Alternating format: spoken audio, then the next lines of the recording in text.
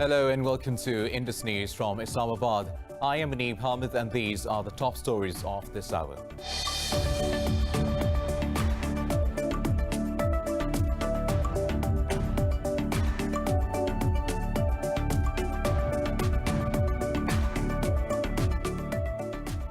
Iran's President Hassan Rouhani says Tehran will give a crushing response to the United States over its unilateral decision to reimpose sanctions. In a statement, Rouhani said United States allies have rebuked it over the illegal move. He added Iranians will never yield to U.S. pressure.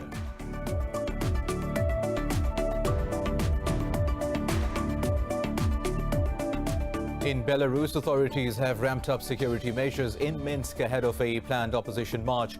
Police have detained nearly a dozen protesters as tens of thousands gathered to protest against President Alexander Lukashenko.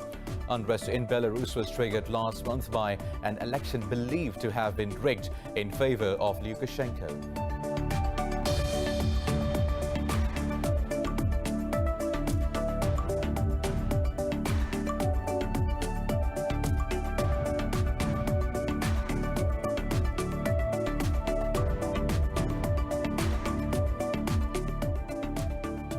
The Italians are voting in a constitutional referendum over a proposal to cut the number of lawmakers and 7 regional elections. The referendum proposes reducing the number of lawmakers to 400 from 630 in the lower house and from 315 to 200 in the upper house. Authorities say masks are mandatory to cast the ballots in the first public vote since the COVID-19 outbreak in the country.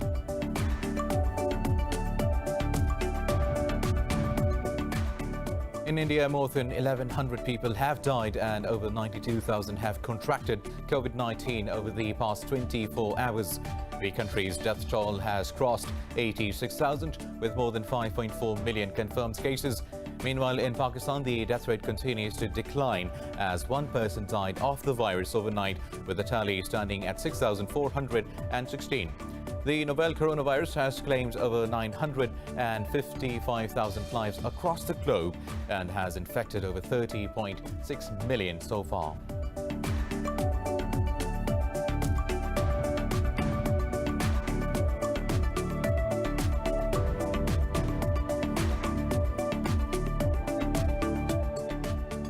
And in the English Premier League, Tottenham Hotspur thrashed Southampton 5-2 at St Mary's Stadium.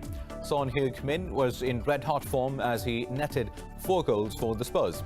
Captain Harry Kane contributed to every Sun goal and also netted 1 for the London side.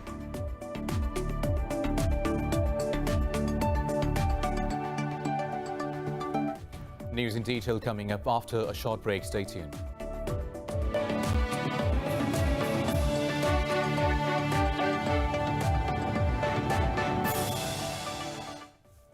Welcome back. Now let's have the news in detail.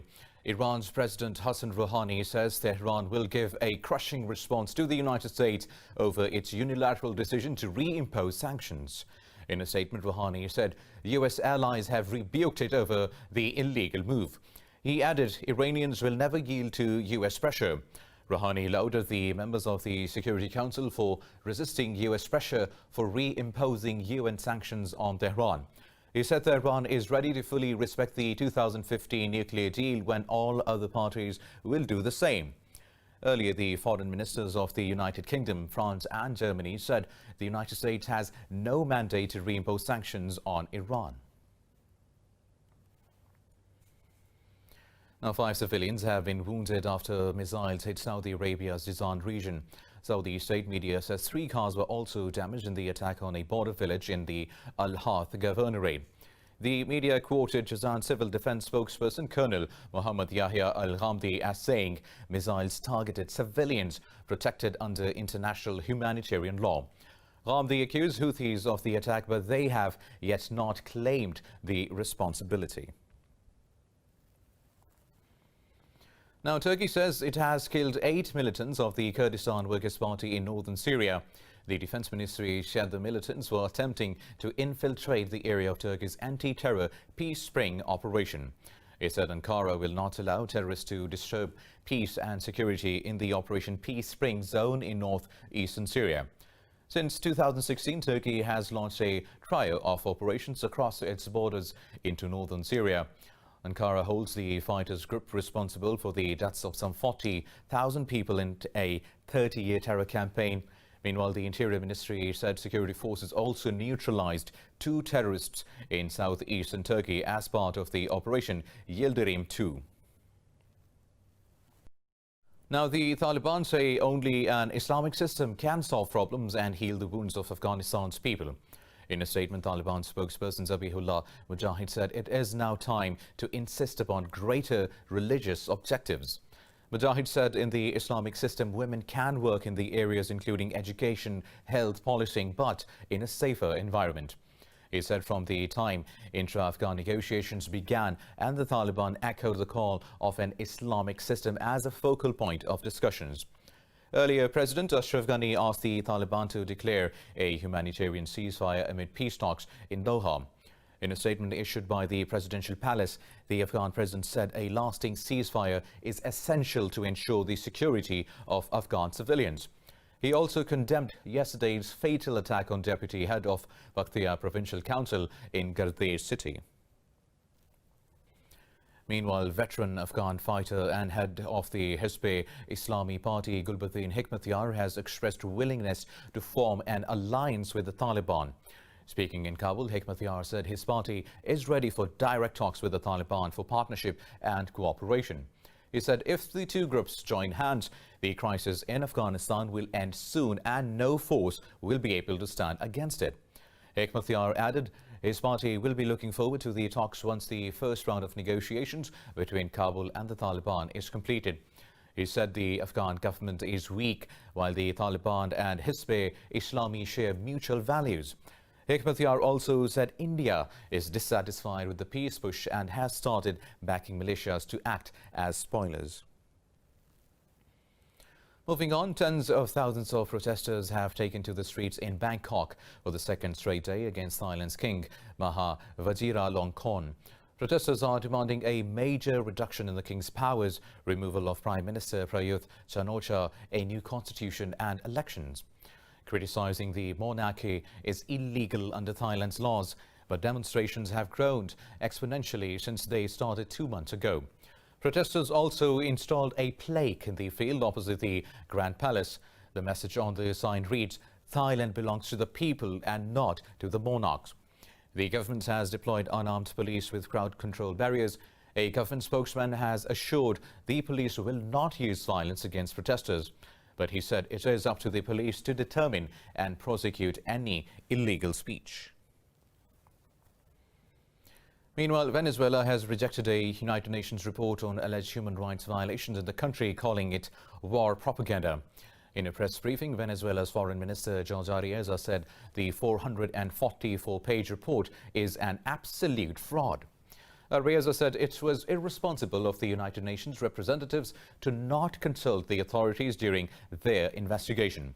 The report alleges Venezuela's socialist government committed systematic human rights violations. The investigators based the claims on over 270 interviews with victims, witnesses, former officials and confidential documents. Araiza said the release of the report amid United States Secretary of State Mike Pompeo's regional visit was meant to tarnish Venezuela's reputation. The report is absolutely a fraud. It is a monument to war propaganda. That is exactly what this report is seeking, a moral death, the death of a reputation, and they are not going to do it. Look at how it all fits. They do this in the middle of Mike Pompeo's tour of neighboring countries of Venezuela, a tour of intimidation. Well, Pompeo is currently on a 4-nation South America tour to pressure Maduro into resigning amid economic sanctions and U.S. narco-terrorism charges. Now, United States President Donald Trump has approved the deal between Oracle Corporation and China's video-sharing app TikTok. Talking to reporters, Trump said Oracle and Walmart will have total control over the company's operations in the United States. The Commerce Department said for the deal to be completed, it will delay earlier download ban order by a week. Trump said TikTok Global will likely have its headquarters in Texas, creating at least 25,000 direct jobs. So everybody will be happy. It's a severance. It'll continue to be named TikTok as it was all along, and that's it. That's it. So I can say that I have given the deal my blessing. If they get it done, that's great. If they don't, that's okay too. But it's a great deal for America. Now, in Belarus, tens of thousands of demonstrators took to the streets in the capital Minsk, calling for President Alexander Lukashenko to step down. Ahead of the mass rally, police said they detained nearly a dozen protesters. Unrest in Belarus was triggered last month by an election believed to have been rigged in favor of Lukashenko. On Saturday, Belarusian police detained hundreds of protesters in central Minsk. Lukashenko's crackdown on protests has prompted the EU to waive fresh sanctions against his government. But Lukashenko claims the protesters are being backed by foreign powers. The strategic drills of Caucasus 2020 have been started in the southern Astrakhan Oblast region of Russia. At an inaugural ceremony, the flag bearers from the participating countries jointly raised the flag of the drills. Pakistan, China, Russia, Armenia, Belarus and Myanmar are participating in the military exercises, adding up to over 80,000 personnel. The troops are divided into the ground-based tactical group, along with the similar Air Force and Navy groups. The commander of Chinese troops, Liu Qiyaovo, said the drills are staged to maintain regional peace and stability. Now, British Prime Minister Boris Johnson says people who break new self-isolation rules after contacting COVID-19 will face a fine up to $13,000. The new law will be effective from September 28th in England, and government officials are in talks to expand it to Scotland, Wales and Northern Ireland. It said staying at home for at least 10 days after noticing COVID-19 symptoms will be necessary. But despite threats of these heavy fines, more than 1,000 people gathered in central London to protest the government-imposed COVID restrictions. Earlier, Johnson said Britain is seeing a second wave of the coronavirus after the same was experienced in France and Spain. Meanwhile, Italians are voting in a constitutional referendum over a proposal to cut the number of lawmakers and 7 regional elections. Authorities say masks and hand sanitizers are mandatory to cast the ballot in the first public vote since the deadly COVID-19 outbreak in the country. The referendum proposes to reduce the number of lawmakers to 400 from 630 in the lower house and from 315 to 200 in the upper house. The co-ruling Five Star Movement has long called for the amendments, which is expected to pass despite indifferent backing from several other parties. The Five Star says the move will save money and streamline parliamentary processes, while the opponents say it will disrupt committee work with minimal savings. If the referendum goes through, the electoral system will need to be overhauled. The regional votes are being held in Tuscany, Puglia, Liguria, Marche, Veneto, Campania and Valle d'Aosta. Meanwhile, 9,000 asylum seekers have moved into a new temporary facility on the Greek island of Lesbos. The new settlement has been established after a fire destroyed the Moria camp. Greek authorities say the new camp has been set up at Karatepe near the port of Mytilene. They said those entering the camp are being tested for the coronavirus. The authorities say they have so far placed 214 of the migrants in quarantine after positive tests. Displacing 12,000 people, the Moria fire left refugees without shelter, sanitation and access to food. Authorities believe the fire was started by the migrants after a dispute over quarantine measures at the facility.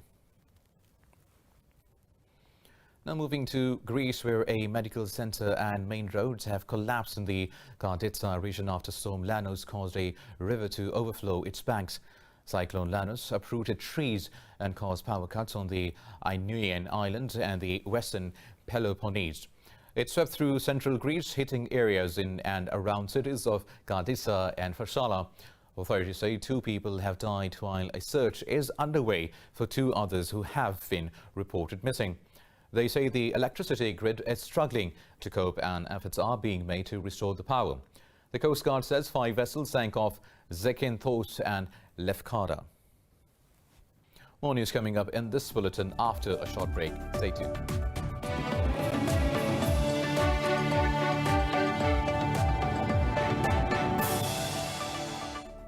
Welcome back. Now, in India, more than 1,100 people have died and over 92,000 have contracted COVID-19 over the past 24 hours. The country's death toll has crossed 86,000, with more than 5.4 million confirmed cases so far. The novel coronavirus has claimed over 957,000 lives across the globe and has infected more than 30.7 million so far. Details in this report. The world has pinned hopes on an early release of a COVID-19 vaccine as cases start surging in virtually all parts of the world. After the Americas and India, the disease is now again spreading across Europe with no exception. France set another record in daily infections since the disease started to spread in the country. The UK has also recorded its biggest increase in COVID-19 cases since May. Restaurants and shopping centers reopened in Bolivia after 6 months of lockdown to stop the spread of coronavirus. The pandemic situation has been very irregular, and you have another group of people that don't even use a face mask. We have entered a phase of false security in the population, and that could see a second wave, or we could at least be seeing an uptick in the pandemic. Meanwhile, doctors in Turkey are protesting against inadequate measures, accusing the government of misreporting the caseload to downplay the virus. As we said, these numbers do not reflect the reality. We know the real number of patients is at least 10 times higher than the number revealed by the health ministry, and the number of deaths are at least 3 times higher. And these are just the assessments based on patients with positive PCR tests. COVID-19 continues spreading aggressively through Indonesia, piling a record daily increase in confirmed cases. Meanwhile, in the Philippines, number of daily deaths and infections are on the rise as the country reports the highest caseload in Southeast Asia. While the number of COVID-19 deaths continues to steeply decline in Pakistan as one person lost his life to the virus in the last 24 hours, the Health Ministry says 640 people have tested positive for the virus overnight. It said the number of active cases in the country stands at 6,952. The ministry said so far over 292,000 people have recovered from the disease. It said 837 people are admitted in the hospitals, out of which 106 are on ventilators. Now, a Brazilian wheelchair-bound man has efficiently proven to be differently able. Juliano D'Aurelio is a local celebrity in downtown Sao Paulo, famous for beating the odds and coming out stronger than ever. More about this delivery man in this report. Aurelio zips around Sao Paulo, bringing meals to hungry customers. But unlike other food delivery men, he does not ride a bike to weave his way through the hectic streets of Brazil's megacity. 5 years ago, an accident dramatically changed Aurelio's life. Since he finally embraced his wheelchair as a source of strength rather than a sign of his disability, he hasn't looked back. I tried to commit suicide 3 times and it didn't happen. Thank God. I don't regret it because life goes on, and today I am very happy. My wife is by my side, helping me out, making me stronger, always providing me with moral support. When my life changed, after accepting that I would live in a wheelchair, I remember I looked at the wheelchair and spoke to it. If I'm going to live with you, then I'm going to live. I want to see if you can handle me because I'm going to handle you. I want to see if you can take me. Aurelio says he raised about $2,200 to adapt his motorbike to fit his wheelchair and in preparation for his job as a delivery man. He has been delivering food for some 6 months now, just about when the pandemic brought much of Brazil to a halt. But he is thankful for the daily grind of his job for getting him through tough times economically and emotionally. The job of a delivery man is not made for us wheelchair users. I am in this situation today working as a delivery man, overcoming obstacles, overcoming challenges, because us wheelchair users are not useless. We are not disabled, we are able to do things, we are capable of everything. We just have to run after it. The delivery man says he has never been discriminated against and nobody has ever treated him disrespectfully. He is not getting too rich, but his life has been on the up. Now, a paraglider takes a quick nap as he flies over Turkey on a bed attached to his parachute. More about his stunt in this report.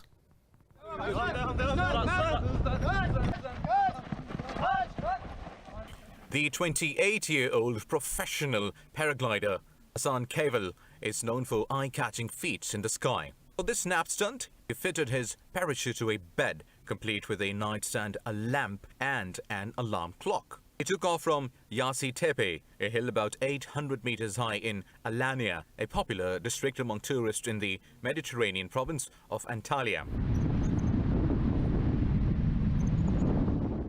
Unlike paragliding tourists trying to see all Alanya, Keval conveniently wore a sleep mask and dozed off for a while. When the alarm went off, it was time to, well, wake up and bring the bed back down to the ground. He landed smoothly on a beach, smiling at surprised tourists. Keval has previously attached a sofa and a TV to his parachute to recreate the atmosphere of his living room in the sky.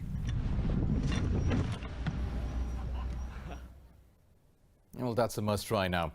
Landmarks in Germany's capital Berlin have lit up during the annual Festival of Lights. This year's theme of Together We Shine pays tribute to the city and the solidarity of its residents during the coronavirus pandemic.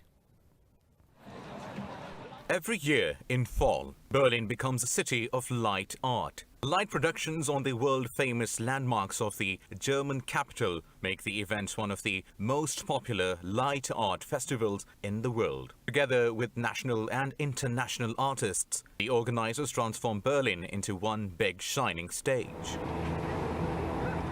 Many local and international artists use this unique opportunity to project their temporary works of art onto some of the most recognizable buildings in the world. Illuminating different neighborhoods, this year's festival hopes to bring some joy during the coronavirus pandemic. It also endeavors to spread the concept of gratitude and solidarity in these difficult times and to bring people together outside in an open and safe environment. The festival takes place between 11th and 20th of September with over 100 light installations in more than 86 locations throughout Berlin.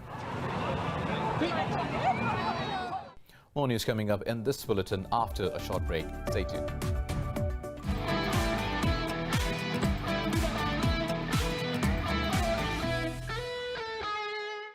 Now, English Premier League Tottenham Hotspur have beaten Southampton 5-2 at St Mary's Stadium. Son Heung-min was in red-hot form as he netted 4 goals for the Spurs. The South Korean combined with Harry Kane for all 4 of his goals as Spurs secured their first win of the season. Kane also netted 1 for the London side, making sure they go home with 3 points. For Southampton, Danny Ings scored a brace, but the team wasn't able to convert many of the chances. With the return of Gareth Bale, Spurs have the potential for a front 3 that could rival the best in the world. Now, in the National Basketball Association, the Boston Celtics beat the Miami Heat by 117 points to 106 at the NBA's biosecure bubble in Florida. The Celtics now trail Miami by 2-1 in the 7-game Eastern Conference Final Series. Boston shooting guard Jaylen Brown scored 26 points as the Celtics recovered from back-to-back losses in the opening 2 games. Power forward Jason Tatum contributed 25 points and 14 rebounds as Boston never trailed, carrying a 13-point advantage into the second half. Miami's power forward Bam Adebayo posted 27 points and 16 rebounds, with 6 players posting double figures for the Heat. It was only the second loss for the Heat in their 12th playoff games this season.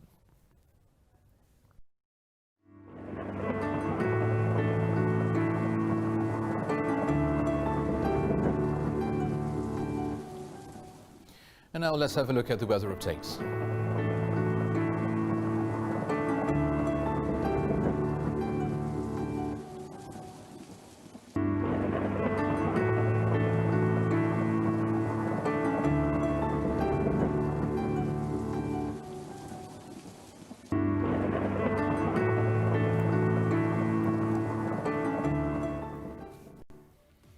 Well, that is all for now.